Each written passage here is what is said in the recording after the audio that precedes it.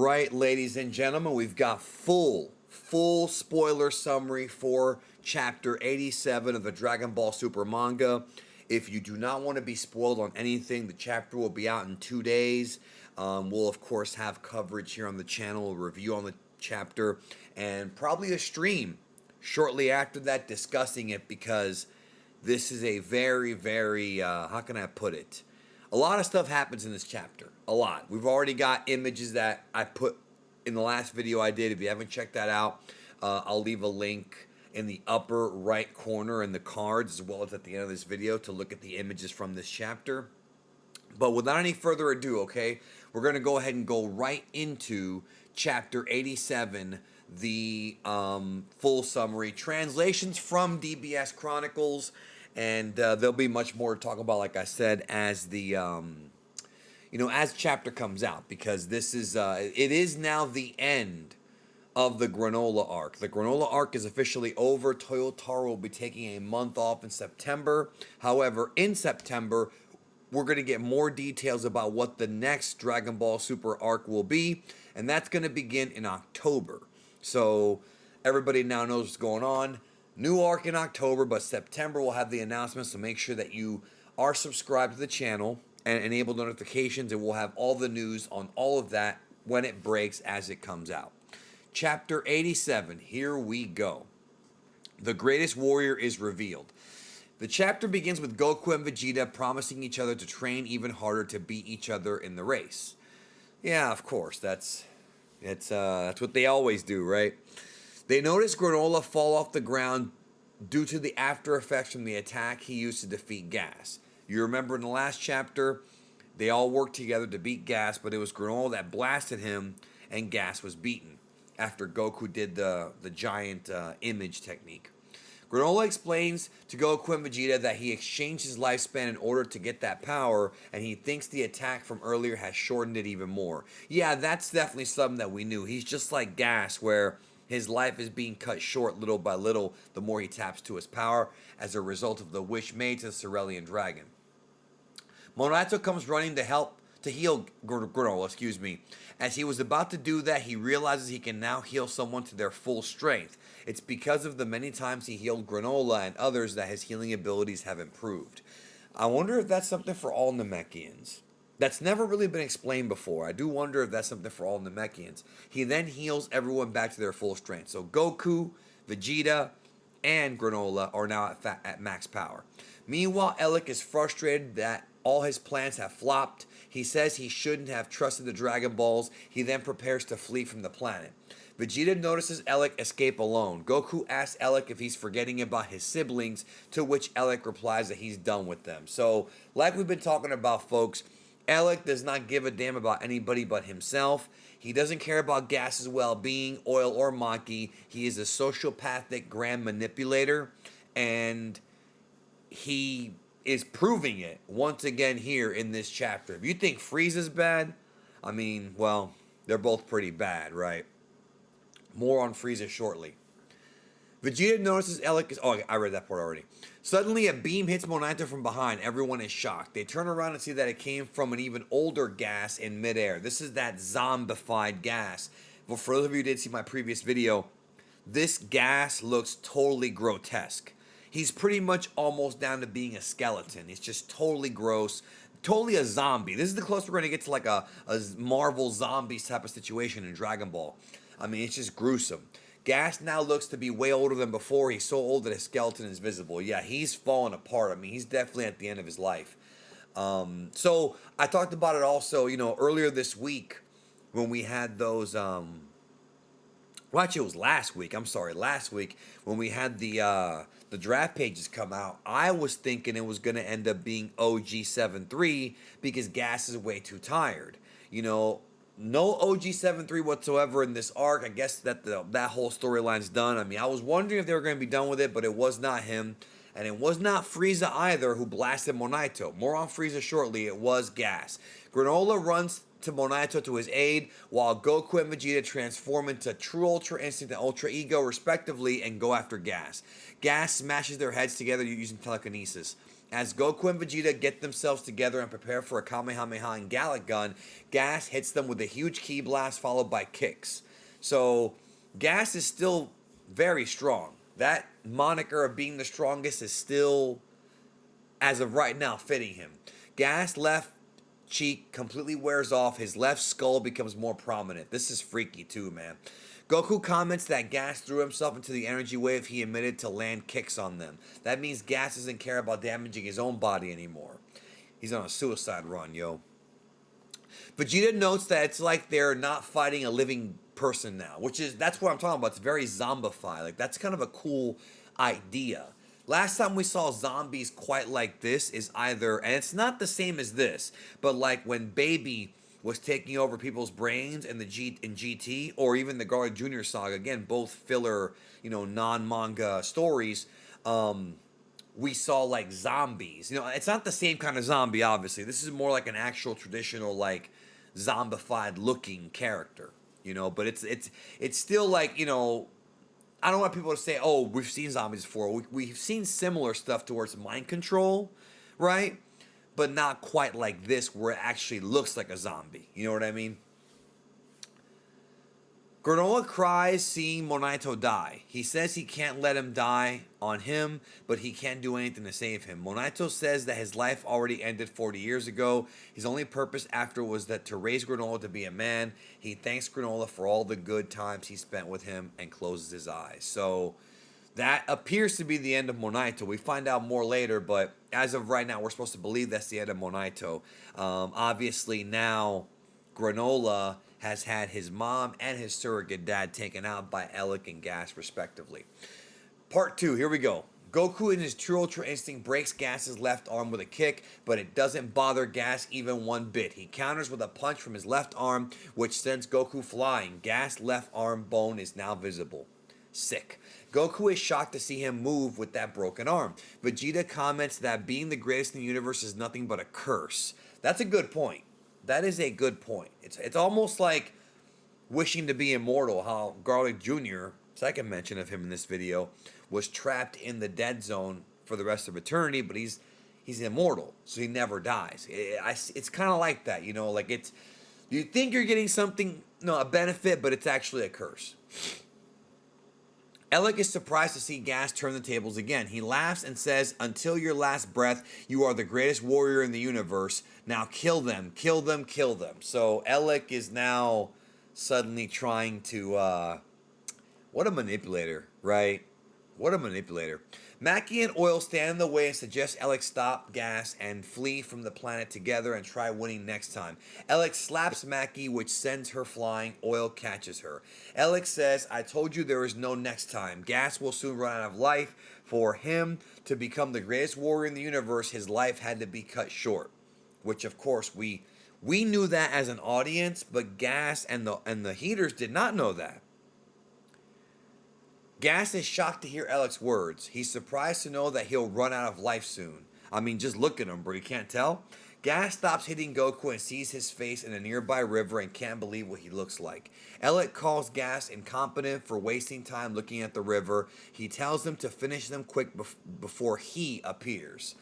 So, of course, this is the foreshadowing of what's to come. Now we know what Elec's backup plan actually was, folks. Now we know what Elec went to go do chapters ago. We actually have a payoff here of something that was built up. Just then, a familiar figure drops on the ground. To everyone's surprise, it's Frieza on planet Cereal. While everyone is shocked, Elec has some different expressions. Frieza penetrates into Gas's stomach and kills them, as we see Gas age older and turn to a skeleton in a second. Frieza smashes Gas's skull with his foot. Everyone is shocked. Yeah, we talked about that in the previous video I did, and that's one of the most gruesome kills I've ever seen in Dragon Ball. And I've read the original manga. I've got the Japanese manga in my possession, the uncensored one. And even when Moro, impaled Goku or whatever, that was gruesome. This, to me, was just a different level of gross. That's the kind of violence that you're not going to really see in an anime, unfortunately. Not a Dragon Ball anime, at least not nowadays. But who knows, man? Because, hey, there was blood and superhero, so... But not quite like this. This was crazy. Everyone's shocked. Frieza says, Mr. Elec, I heard you called me. Let me ask this again. What business do you have with me? Elec is scared and says that he's got nothing. Oh boy. So I guess Elec was trying to get Frieza on the planet to kill Goku and the rest of them. That's what I'm guessing. Goku and Vegeta wonder how Frieza killed Gas with one shot. Yeah, pretty strong, right? Frieza tells Elec that there must be a good reason why Elec called him to a distant planet here. Elec tells him that he's sorry that he called him here for business negotiations. It's a misunderstanding. Okay, so that's not what happened then. I guess he wanted to negotiate this planet, Planet Cereal, and which I had thought was going to get taken over anyways, but I guess Bardock changed all that. Yeah, interesting. Frieza asked him if his plan was to have him killed by the hands of Gas. So Frieza's already thinking that, you know what, that's true. That actually could have been Elec's true purpose. That maybe he wanted him to get killed by Gas. Frieza tells him sorry as Gas is all dust now. Thanks to him. So I guess that's the implication, that Elec was going to sacrifice Frieza. Because remember, Elec wants to take over the Frieza Empire, so I guess his idea is have Gas kill Goku, Vegeta, and Frieza, and then take the Empire for himself. You know what? That does make sense. That is in character for Gas. I like that. I genuinely like that. He tells him that he knew about his plans 40 years ago, but kept quiet as Elec's troops were of use to him. Okay, so Frieza knew the whole time about Elec. Interesting. I like this right here, bro. I like this. This chapter has some real interesting stuff coming up, man. He also tells him that nothing that happens in this universe stays hidden from him. He calls Elec the weakest among all the Heeters. Well, that's good to know. Elec tries to punch Frieza. Big mistake, champ. Big mistake. But he grabs his hand and kills Elec with a blast. So, Granolah did not kill Elec, which to me is a big, big letdown. I kind of understand why they did it this way for the purposes of getting Frieza over, but it's still something that would have made more sense for the Granolah character if had he been the one to do it. Frieza then notices Goku and Vegeta on the planet too, both in base form now. Goku asks him how he can defeat Gas so easily. Vegeta adds to him by saying that Gas wished to become the greatest warrior in this universe, so he'd naturally be more powerful than Frieza.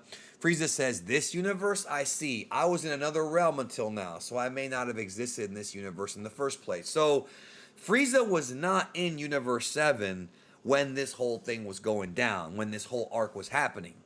Was he in Universe 6? Was he in a different realm, like a different dimension? You have to remember, and I did a video about this years ago called The Realms of Dragon Ball. There are other dimensions. You have the Demon Realm, you have Heaven, you have the Room of Spirit and Time. There's different like mini parallel dimensions out there that are not alternate universes. That's not how Dragon Ball works. Even though you can consider them somewhat alternate universes, it's not the 12 universes. But we don't have an answer about where Frieza was yet. That could be a setup for the next arc or a teaser of things to come, which hopefully it does take us somewhere. I know y'all have questions about this, and so do I, because it's worth discussing. Goku asks him what's with this another realm, to which Frieza replies that he found a room on a planet he conquered where the flow of time was different from the outside world. Okay, Goku and Vegeta realize that he's talking about the Room of Spirit and Time. Okay, so that gets answered right here. I know I'm talking before I read the whole thing, and that's my mistake, y'all. I'm just kind of thinking out loud here. So Frieza finds something similar to the Room of Spirit and Time, or at least access to that dimension. So that means that Frieza training, whoa, hold on. Frieza tells him he trained for about 10 years in there. He also, wow, that is a long time. That's longer than anybody else has actually been in there. Like, that's longer than what they did in Dragon Ball Z. Way longer. He also says that he obtained a new power-up from his training to defeat the Saiyans.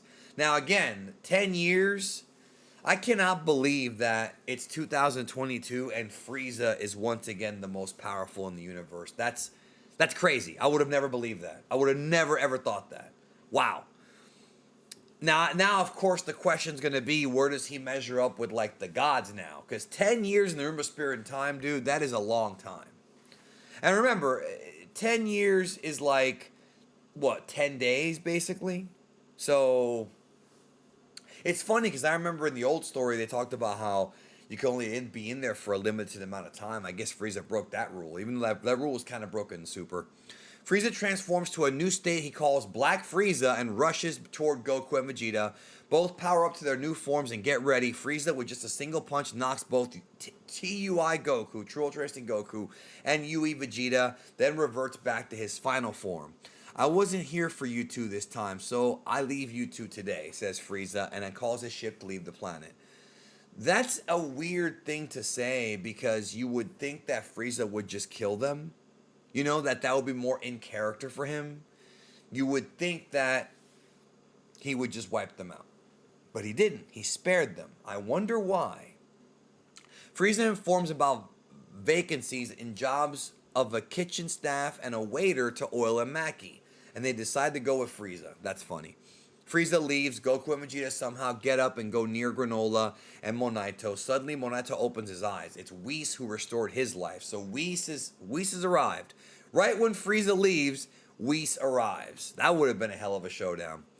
Whis tells him that he's there to get Goku and Vegeta as Beerus doesn't know how to make cup yakisoba. Once again, I want to reiterate that I said in the last video, Vegeta did warn about this in the Broly movie. That Frieza could tap into a new form. He could be a bigger threat. That's a reality right now. Goku invites Granolah to come to Beerus' planet for training, but Granolah refuses as he has to collect the Dragon Balls to restore the planet to its former state. Monaito says that he'll seal the balls after using it this time. So, the balls, the Dragon Balls, will be sealed and not used again. Me and Mr. Senpai were talking about how the balls are not going to survive this arc, and we were right, but Monaito did not die. I thought for sure Monaito would stay dead based on everything it built up, but I guess not. But the Dragon Balls will not be in use anymore. Final page here. Vegeta gives Granolah the Dragon Radar so he could find the balls easily. As Goku and Vegeta were about to leave, Monaito stops Goku and gives him Bardock's Scouter. Granolah thanks Goku and Vegeta for all they've done. Vegeta tells him to come fight him any day on Earth, to which Granolah replies that he'll visit for sure and would win against Vegeta. Interesting. Vegeta looks forward to it. Whis takes off from his planet. Goku asks him if Frieza is the greatest warrior that the Oracle Fish talked about earlier. Whis says he doesn't think so. But maybe somewhere in this universe, a stronger warrior has been born. Now things are really interesting. So, Frieza is not the strongest? Oh man, this is gonna... What is going on? What is going on? Where... Boy, we have a lot to talk about in the next month, yo. We will have a lot to discuss. The chapter ends with the trio flying off in space as Goku is all set to start his intense training once they're all done with Cup Yakisoba. And it says here, the end note, to become the best warriors in the universe, Goku and Vegeta's training never ends. Yeah, you're right about that one. So, Frieza found a room of spirit and time, did what Goku and Vegeta have done in the past, as well as Trunks and Goten and Gohan and Piccolo, and got stronger. But according to what Whis says, he's like, I don't know, there's might be somebody else out there. So, I don't know. This is getting interesting, and I'm curious about where this story goes. But as of right now, the Granolah arc is over. I'll have a review and a stream coming up later this week. Stay tuned for that. Thanks for watching. Take care of yourself. Talk to you soon.